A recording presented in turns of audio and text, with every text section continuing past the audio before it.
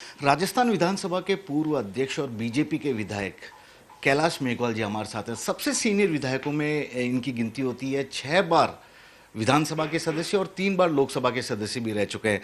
राजस्थान की राजनीति को लेकर भी इन्होंने एक बड़ी टिप्पणी की है इस वक्त, जो कि इन दिनों काफ़ी सुर्खियों पर है।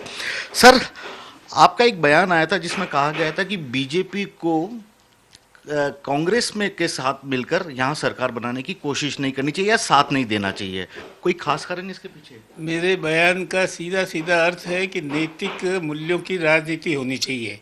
और आज जिस तरह का वातावरण देश में पैदा किया जा रहा है, या राजस्थान में हॉर्स ट्रेडिंग, विधायकों को खरीद फरोख्त, दबाव, कई तरह के दूसरे जो है कारण जो है किए जा रहे हैं, ये हथकंडेबाजी है। इस हथकंडेबाजी के आधार पर नैतिक मूल्यों की बलि नहीं चढ़ानी चाहिए और भारतीय जनता पार्टी को नैतिक मूल्यों की राजनीति के आधार पर ही अपना निर्णय लेना चाहिए। सर, नैतिक मूल्यों की बात कही है, लेकिन जो खरीद फरोख्त का टेप जारी हुआ उसमें बीजेपी नेताओं के ही आवाज़ की बात सामने आ रही है, उनकी भूमिका की बात सामने आ रही है। और हमेशा ऐसा ही हो रहा है, जिस किसी राज्य में विपक्ष की जो सरकार होती है उसके यदि वहाँ की सरकार गिरानी होती है तो बीजेपी शासित राज्यों के होटलों में, रिजॉर्ट में जाकर ठहराया जाता है। कहीं कोइंसिडेंस तो नहीं है सर सब कुछ? अरे ये सारा जो है भ्रामक स्थिति पैदा की जा रही है। राजस्थान की राजनीति आज की तारीख में पटरी से उतरी हुई है और जिस मुकाम पर राजनीति आ गई है उस मुकाम पर इस तरह के हल्के आरोप प्रत्यारोप लगाना एक सामान्य बात हो गई है, जिसकी मैं भरपूर निंदा करता हूँ। सर, आपने खुलकर अपनी बात रखी है, लेकिन बार बार वही सवाल है सर, क्या बीजेपी के खेमे को या बीजेपी के जो बड़े नेता हैं उनको कोशिश करनी चाहिए कांग्रेस के जो असंतुष्ट खेमा है सचिन पायलट और उन लोगों को अपने साथ मिलाकर यहाँ सरकार बनाने की?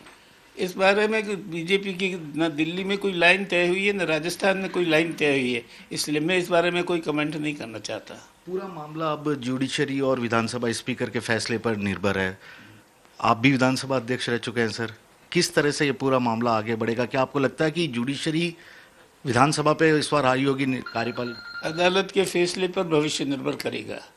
क्या क्या लाइन ऑफ एक्शन होगी राजनीति की, वो अदालत के फैसले पर ही निर्भर करेगा, इसलिए इस बारे में मेरी कोई टिप्पणी नहीं। 6 बार के विधायक, 3 बार के सांसद, राजनीति को बहुत बारीकी से जानते हैं। सचिन पायलट के कदम को भी सही मानते हैं सर इस वक्त जिस तरह से वो कर रहे हैं यहाँ की सरकार, अपनी ही सरकार को गिराने की कोशिश? और भंवरलाल शर्मा जी के बारे में भी आपने एक बात कही है। किसी भी पार्टी में अंतर्कलह होना और पार्टी की शक्ति कम होना मैं उचित नहीं मानता।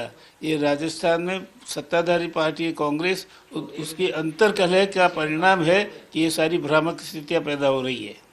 और भंवरलाल शर्मा जी के बारे में आपने बोला था वो विधायक पहले भी सरकार गिराने की कोशिश में रह चुका है, जग जाहिर है ये बात। वो सही है, उस समय मैं भी मंत्री था, उस समय जो है उन्होंने सारी ये भंवरलाल शर्मा ने कारस्तानी की थी जो मैंने स्टेटमेंट में दी है। उस समय कोई नतीजा नहीं निकला।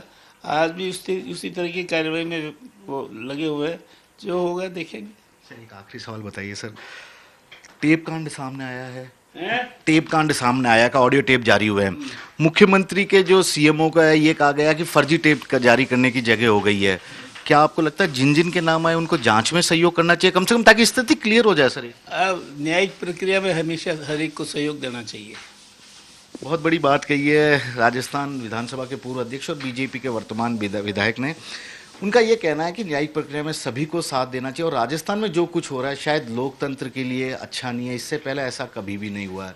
कैमरामैन दिनेश कुमावत के साथ श्रीवत्सन, जयपुर न्यूज़ 24।